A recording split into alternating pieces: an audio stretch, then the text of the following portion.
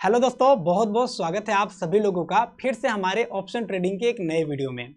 दोस्तों, आज के इस वीडियो में हम बात करने वाले हैं ऑप्शन ट्रेडिंग पर लगने वाले इनकम टैक्स के ऊपर, क्योंकि अभी सोशल मीडिया पर एक न्यूज बहुत ही ज़्यादा वायरल हुई है कि एक किसान ने ऑप्शन ट्रेडिंग किया था और वो ऑप्शन ट्रेडिंग के अंदर अपना 26 लाख रुपया लॉस किया, लेकिन इसके बावजूद भी इनकम टैक्स के द्वारा उसके घर पर 69 करोड़ रुपए का नोटिस गया। और ये नोटिस क्यों गया, तो ये चीज भी अभी आपको बताएंगे। और बहुत सारे लोग डरे हुए हैं क्योंकि बहुत सारे लोग ऑप्शन ट्रेडिंग के अंदर लॉस किए हुए हैं और उनको भी डर है कि इनकम टैक्स से उनके घर पे नोटिस आ सकता है।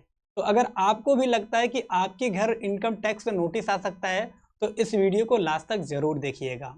और दोस्तों, आप में से बहुत सारे ऐसे बिगिनर भाई लोग हैं जो हमारे वीडियो के कमेंट में बहुत ज़्यादा कमेंट किए हैं कि पंकज भाई, अगर हम ट्रेडिंग करते हैं तो क्या हमें इनकम टैक्स भरना जरूरी है। और कुछ लोगों का कमेंट आया है कि पंकज भाई, अगर हम ऑप्शन ट्रेडिंग के अंदर प्रॉफिट किए हैं तो क्या हमें बहुत ज़्यादा जरूरी हो जाता है इनकम टैक्स भरना। और कुछ लोगों का ये भी क्वेश्चन आया है कि पंकज भाई, ऑलरेडी हम ऑप्शन ट्रेडिंग के अंदर लॉस में हैं तो फिर भी हमें ऑप्शन ट्रेडिंग भरना है या फिर नहीं भरना है, इसके ऊपर एक डिटेल्ड वीडियो बनाइए। तो इनकम टैक्स से रिलेटेड जितनी भी आपकी क्वेरी है ना, आज की इस वीडियो में मैं सब कुछ बताने वाला हूं। सो इसलिए वीडियो को लास्ट तक देखिएगा। और आपको पता है भाई, वीडियो बनाने में काफ़ी ज़्यादा मेहनत लगती है, तो इसलिए दिल से वीडियो को एक लाइक करके चैनल को सब्सक्राइब कर दीजिए, हमें बहुत बड़ा मोटिवेशन फील होगा। तो चलिए अभी हम वीडियो को स्टार्ट करते हैं। तो दोस्तों, सबसे पहले हम बात करते हैं उस किसान की, क्योंकि वो किसान ऑप्शन ट्रेडिंग के अंदर ऑलरेडी लॉस में था 26 लाख रुपए के, फिर भी उसके घर पर 69 करोड़ रुपए का नोटिस क्यों आया। तो देखो, जब भी आप ट्रेडिंग करते हो ना, तो ट्रेडिंग करने के लिए आप अपने बैंक अकाउंट से अपने डीमेट अकाउंट में पैसे को डालते हो, फिर डीमेट अकाउंट से आपके बैंक अकाउंट में पैसा जाता है और फिर बैंक अकाउंट से आपके डीमेट में पैसा आता है। और जब डीमेट में पैसा आ जाता है तो आप ट्रेड करते हो और उसके बाद में फिर सेल करते हो। तो जब सेल और बाई और सेल करते हो तो आपका ट्रांजेक्शन होता है, ठीक है, और वो टर्नओवर में गिना जाता है। मान लीजिए आपने 1 लाख रुपए का कोई ट्रेड लिया, फिर उसे 1 लाख रुपया 1,10,000 रुपये में बेच दिया, तो आपका जो टोटल ट्रांजेक्शन हो जाएगा 2,10,000 रुपये का हो जाएगा।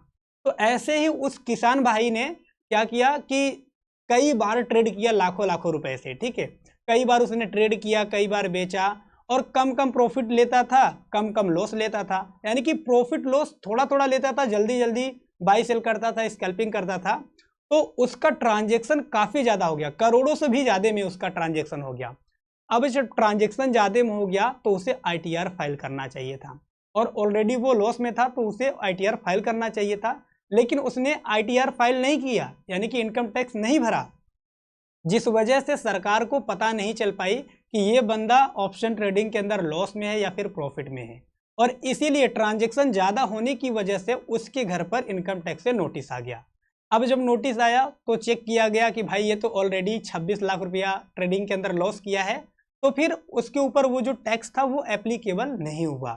तो अब हम बात करते हैं, आपको समझ में आ गया कि इसके घर पर नोटिस क्यों आया था, क्योंकि इसने आईटीआर फाइल नहीं किया था। तो चलिए अब हम सबसे पहला टॉपिक के ऊपर बात करते हैं।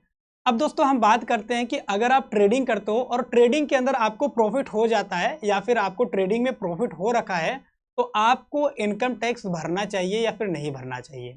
तो देखो, अगर आपको ट्रेडिंग के अंदर प्रॉफिट हुआ है, मान लो 2 लाख रुपए का, 10 लाख रुपए का, 20 लाख रुपए का, कितना भी हो सकता है, तो आपको ये देखना है कि कितने पैसे आप प्रॉफिट किए हो। जैसे अभी जो न्यू बजट आया है, इसमें अगर आपने साल भर के अंदर, एक साल में अगर 12 लाख रुपया कमाया हुआ है तो आपके ऊपर कोई भी इनकम टैक्स नहीं लगेगा। अगर आप 12 लाख रुपए से ज़्यादा कमा लेते हो, यानी कि 12,75,000 अब कमाए हो, तो आपके ऊपर इनकम टैक्स नहीं लगेगा। और 12,75,000 रुपये से ज़्यादा कमाते हो, यानी कि 13 लाख, 14 लाख, 16 लाख, 20 लाख कमा लेते हो, तो फिर आपके ऊपर क्या होगा, इनकम टैक्स लगेगा, ठीक है। तो आपको क्या करना है, अपना जो भी बैंक स्टेटमेंट रहेगा उस बैंक स्टेटमेंट को निकाल कर एक सीए के पास में दे देना है, और वो सीए क्या करेगा, आपका इनकम टैक्स भर देगा। जो भी उसका कमीशन बनेगा, 400, 500, 1,000, वो आप दे देना, ठीक है।